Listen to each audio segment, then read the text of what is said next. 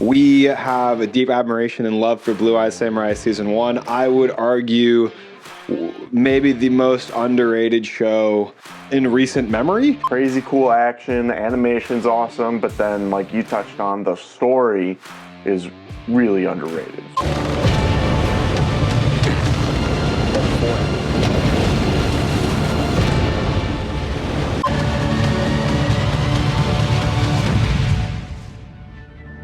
Okay, so many cool things already. Welcome to Backseat Directing, Where we talk about movies, TV shows, comics, and more. we're your hosts, Andrew, and Aaron. we put out new episodes every Monday and Thursday. And on this episode, we're doing a trailer reaction to Season 2 of Blue Eye Samurai. 3, 2, 1. Action!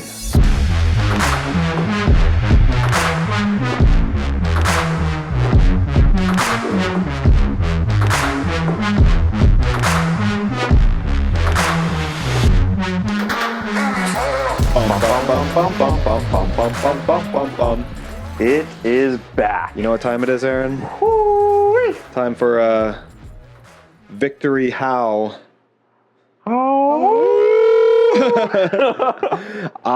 This is so fantastic. I am so pumped. We have a deep admiration and love for Blue Eye Samurai Season 1. I would argue maybe the most underrated show, like, in recent memory. Yeah. Because it for how great it is, it has so little attention compared to other shows that I would say are similar quality, like Invincible. And Invincible is great. Yeah, Invincible, Arcane. Yeah, this show is just also great, and Yeah. it doesn't come up in the same conversations. It is a Netflix original series, and it just maybe didn't catch as enough of an audience. Sometimes Yeah. there's like that. I feel like they're always putting out new stuff Yeah. and getting like properties, rights. Stuff and can get so- lost in that. Yeah, exactly. And I think this is one of those. It's a hidden Everyone- gem for real. Yeah, everyone I've told this show to, like even you, they've loved it. Yeah. So it. I got my wife to watch it. She loved it. Yeah, it's got crazy cool action. The animation's awesome, but then like you touched on, the story is really underrated. It's a really good story. Yeah, it's such a cool concept. It comes from the mind of Michael Green and Amber Noizumi, and the two of them are like a husband and wife pair who had a child who was half Asian, half white, and the child had blue eyes despite the Asian heritage, and it kind of sparked this idea where they're like the co-creators and co-writers of this story for Mizu, who lives in the Edo era of Japan, where it was like basically a sin, it made her a monster to be half white because her mother was impregnated by a white man. So it created like this really cool revenge story. It's a mix of so many things. It's got the Western revenge elements. It's got like the Japanese anime elements, and it just is beautifully like so. And then the American cartoon elements as well. Like it's a melting pot of like writing, creativity, and culture, and it's just the coolest. Like such a good story. And when we were doing our episode reviews on this show, we found like footage and stuff of the animators going through different choreography with a katana and stuff, so that way they can feel how it is to be moving through the motions that they're going to be animating. It makes which so I much thought sense. is so cool. You draw these animations and somebody's like moving a halberd or a katana in a certain way, and you're like, well, it's actually too heavy, or it's heavier on this end, so that wouldn't make sense. And it gives you that realistic feel. It's like how for Pixar, they took the team and like, I think they went on vacation to Hawaii or something to like observe fish, like to see how they move. It's genius. Right. It's effort, you know? Yeah, it's really cool. But Makes yeah, it like real. you said, there's the revenge story. She's going back to find who her father is and to kill him. So her goal is to basically wipe out is there 4 white men that are in Japan? I think one of them is already supposed to be dead in the story, but there was 4. So we don't know what happened 3. as far as I remember to that other one, if she already got to him or if he died otherwise. So the first story is her trying to track down one of them. Elijah Fowler, who's the main villain. He's the only one that's in Japan at the time. And he's voiced by Kenneth Branagh, which kind of like blew my mind. He's very famous. Kenneth Branagh is very famous. You might know him as like, I think he plays Hercule Poirot. It's one of his famous roles, Murder on the Orient Express. He's in Tenet. He's in a bunch of stuff. Yeah. And this season seems like, or that season left off to where she's going to be kind of tracking down Yeah, so at the and end following. There's obviously spoilers for season 1. I mean, you're watching Yeah. a trailer reaction for season 2, Yeah. but she doesn't end up killing Fowler. Yeah, just at to the end. tee you guys up for the trailer we're going to watch very soon. She is about to kill Fowler when he says that he has information on where the other men are. So she like captures him in a crate. And at the end of that season, she's leaving Japan off in a boat with Fowler like chained up so that she can use him to find the other men and kill all of them essentially. But she's leaving behind the romance she developed with Taigen. Taigen was in between Mizu and Seki, the other character who's voiced by Brenda Song. And so she is abandoning Taigen, abandoning Ringo, who's her apprentice, abandoning Swordfather, all her relationships. Because what I love about Mizu, what I love so much about Mizu is everything fails when it's compared to her quest for revenge. She's unapologetically vengeful, and she's one of these characters that like does not have a soft spot. Like she's interesting. She does have soft spots. Like you see it come out, but it's like so far the revenge has won. Even like I've been like, oh well, there's no way she's gonna do that, and she'll do something anyway, crazy, like throw her life on the line, risk other people's lives that I thought she cared about. Like it's a really cool character that I feel like we don't always see a lot, and especially don't see a lot with women characters where they get to be this person of like just rage and revenge. Yeah. There's like there's more to her. She's not that simple, but like at the same time it always wins. It's so cool. We have talked a little bit more than we normally do before a trailer reaction, but that's just how excited we are. It's been a long time since we've covered this on the show. But if you haven't already, you can check out our other episodes where we did cover season 1. We also did like a fight reaction to one of the fight scenes. So make sure you check that out. Hit that subscribe button, notification bell, so you don't miss any of our other content or other episodes that we're going to be talking about Blue Eye Samurai. We're going to go ahead and get the trailer pulled up here and dive right into what is ahead for season 2. All right, here we go. There's so much you don't know. Where are the other two? You need me. Why? I know another word you don't know. A magic word. London. All hands! The storm found us!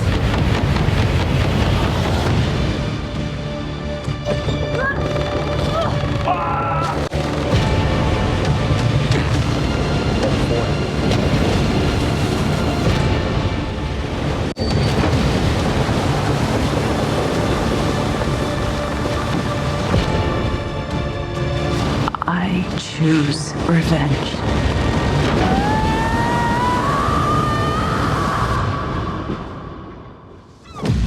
We're taking revenge on the sea.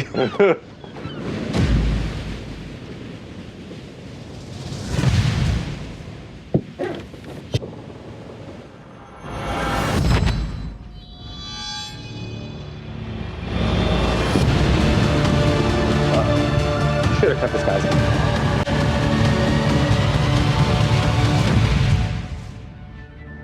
Okay, so many cool things already. I mean, the trailer is definitely a teaser. It's not giving away too much. We're only seeing what's going on the journey to London. But did you notice how her belt was wrapped around the mechanism for steering the ship? Because it's like kept her on the ship from getting thrown overboard. Another great thing about Mizu is how smart she is. Right. Like, very like tactically as well as like creatively. You know? She also, I remember you saying this when we were doing our first review, that she has a lot of really good one-liners that are like, that you rally behind. Yeah, in season 1 when they're all trying to attack her and she's like, am I supposed to be impressed? Like, where they were like, there's so many of us, you lost or something. And she's like, was I supposed to be counting? Yeah, they're talking about Taigen's undefeated in the 12 duels. Meanwhile, she just beat up everyone like in the dojo guys. Yeah, I think a Heiji Shindo dojo, I think. First episode of that show is so peak, and the ending of it has so many great lines. Yeah. And then I think episode 5 is the one that like, where she charges the castle, and that one's... But there's a lot of creative animation, but every episode has its strengths, because I really like the one where she fights those like horseman guys too. And you know, she does like the handstand on the rock by the water. Like, And I like the one where she's sneaking around on the ceiling yeah, in the she kills the bird? Yep. yeah, a lot of cool metaphors in there too. Killing the innocent bird, and she Yeah. kills the girl. But that guy at the end, obviously Fowler, right? Got to be Fowler's shadow. It looks like his outline. And I mean, who else on that ship would want to hurt her? Who else on the ship would have survived that? Yeah. The two of them are like superhuman for Right. sure. The stuff we've seen her survive. First, It's cool that we're going like somewhere else. You Yeah. know, like we get to see her in like a different environment. First season we saw her in snow, which was really cool. I assume we're going to be flashing back though to Japan to catch up with our other characters, because when we ended with the Seki and Taigen, the like castle had been burned down. Like the village was getting burned down because of the assault by Abijah Fowler and the like Heiji Shindo and his people and their army they had built. So we're probably cut back to them, and they have to be rebuilding, civilization in that area. Right. So I feel like we're going to interchange. I am going to miss like the interactions with the other characters. I don't know. I feel like she's gonna get back though, right? Well, either that or they're going to chase after her. Seki and Taigen Yeah. want to go. I feel like they're all Save gonna her. meet up. I hope like at the halfway point in the season they've met back up, Yeah, because it would be the chemistry between all the characters is really fantastic. good. The way they build the relationship between Taigen and Mizu is really fantastic, because Taigen like thinks she's the guy the whole time. And he was kind of falling for her. Yeah, falling for her as a guy, which is Yeah, big, like which for, was- for Taigen and for that time in that culture is like Right. a big statement as Yeah. well, because he was super confused was by how he was confused, feeling. for sure. Yeah, but man, I'm super excited. The first season has an 8.7 on IMDb. Like I said, won 4 Emmys, so it's a fantastic piece of television. You guys should definitely watch it if you haven't seen it already, and watch our episodes reviewing it. This show, from all I know, is that it's supposed to come out in January of 2027. I haven't seen an exact release date yet, but that's what IMDb says. So we've got 4 months until new Blue Eyed Samurai episodes. We're almost there. And Netflix drops it all Yeah, at once normally, so hopefully we'll get the whole season at once. If anything, they do part 1 and part 2 to make you buy 2 seasons of Netflix, But the thing is I don't think this is popular enough to do that. that Yeah. big for them to where they would do that. I want to watch it all at once, selfishly. Yeah. So, but like whatever gets the show a season 3. I don't mind like the 3 a week. I like that. It's like you get the first act, the second act, and the third act. These are long animated episodes too, I feel like. I think they're 30-something minute like episodes. 45 minutes. Like if it was on television, an hour like slot, I think is what most of them average out to be. Yeah, and they're like, I think it was like an 8-episode season for the first season. Yeah. But man, that trailer really though did not give a lot away. It's just the journey portion. I have to imagine that season gets deep into London. Right. Yeah, because that's where they're headed. So they're playing their cards close to the chest right now. Which is kind of nice, right? Like, I don't want to see too much. This is season 1, 8 episodes. And also, by the way, IMDb has a slot for season 3.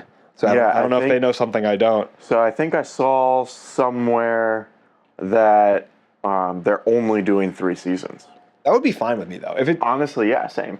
Because then one season per guy. Yeah, 1 season per guy. That keeps the animation quality higher, I'd imagine. And they're not stretching the story out. Right. Especially the story they have written up here doesn't really necessitate, I feel like, too long of a campaign. Yeah, right.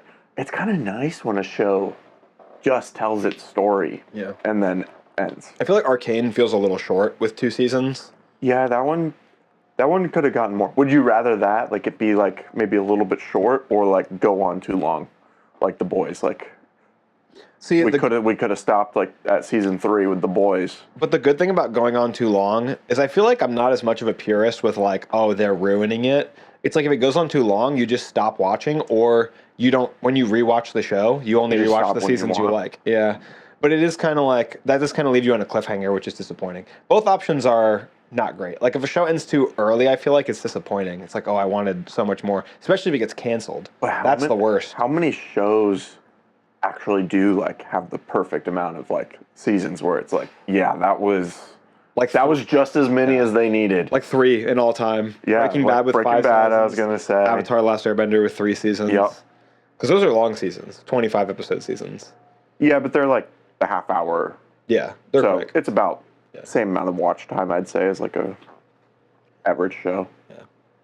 I feel like But- I can't think of too many other shows that have neither. like the perfect amount of Definitely seasons. not like NCIS or something. Yeah, definitely not Walking Dead, you know. Yeah. But 3 would be a good fit for this season. The animation quality still looks really good, does it not? Yeah, it does. I love the style where it looks like hand-drawn 2D animation. A lot of, animated movies and especially movies and shows and stuff are more of the 3D kind of look and not the 2D art kind of style. They are using a lot of computers and stuff like that to bring it all to life, but it still has that feeling of like an older like Disney 2D I wish Disney animation. would go back to the 2D. It'd be so nostalgic if they And started do doing some a Treasure Planet 2. Treasure Universe. That is a risky zone for me. Well, that was the last one that was animated like that. So it'd be cool to bring that one back. Well, I mean, Princess and the Frog though was like a Was that one after? Yeah. that was like a 2D animated. Okay. I haven't seen that one. Princess and the Frog is good. Good. It's really good. Yeah, I haven't seen that one. But yeah, the style is really cool. What I like is the lighting and then the fighting. The fighting. The lighting and the fighting. The fighting's really dynamic. Though the episode where she got like drugged Yeah. and like they were like showing monkeys and demons and stuff, like that was really cool. Well, they do a good job of just so many story beats. Like visually, the drugging sequence is really cool, but then also like the way that they incorporate flashbacks into a story so seamlessly, and then with her being drugged, like seeing visions of things. They do a really good job of like visual storytelling and story mapping, and it feels very seamless. It feels very like they do a lot of callbacks in the show to lessons she learned with Swordfather or lessons she learned from her relationship with Taigen. I mean, it's really flawless story. It feels like to me, it feels in that vein of watching Avatar again, where it's like, wow, this story was really well planned. Right. But this show's TVMA, so it's mature and a lot darker with nudity and things that aren't going to be in like a kid show. So definitely for adults. it's got its own feel and its own vibe. But I feel like it really harkens back to some of those really quality shows like Avatar, where it felt like I feel like they've probably planned what they're going to do in general terms for like seasons 2 and 3. I was blown away by the fact that she left Japan.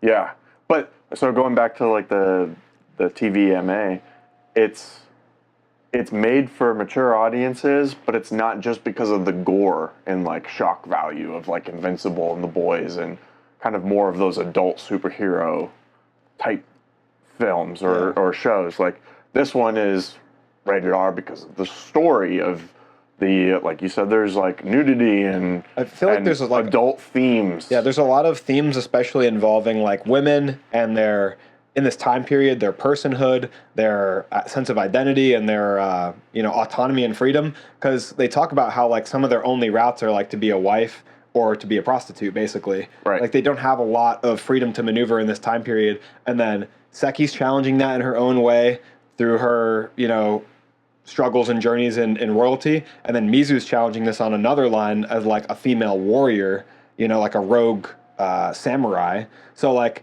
we're getting really cool like storytelling elements and also, like you said, really cool deep themes. Like that's why I keep comparing it to Avatar, because it is a cartoon, which people strongly associate with children's television, but that doesn't mean that they're not telling stories that are for adults and with like really cool messaging that like you can break the mold and you can do what hasn't been done before. It's always going to never be done until somebody does it. You know what's unique about Blue Eye Samurai that I find as well is when we're with the like side characters and Mizu isn't like in the scene or whatever, I'm not bored. Yeah. I'm still locked in to their character development as well. And that's like Avatar, The Last Airbender, where I care about all of the characters and how they're progressing. It's the same thing here, where like when we're with the Swordfather, like I'm locked in. When we're with Taigen, locked in. They take you on a less powerful Zuko type journey with Taigen from like hating him to loving him.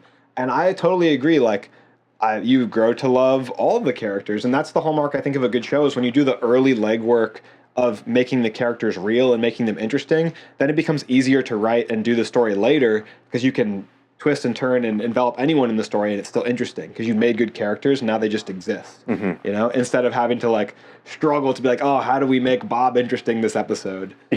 like Seki and her like attendant or her butler, who's voiced by George Takei, like their relationship is interesting. He's like her substitute father who cares about her more than her own father. He's like risking his life and throwing his life on the line in the season finale, and you feel the weight and the impact of that because you care about the characters. Like if I was watching a less well-written show, I'd be like, all right, let's get back to Mizu and get the action and the show me sword fighting. exactly.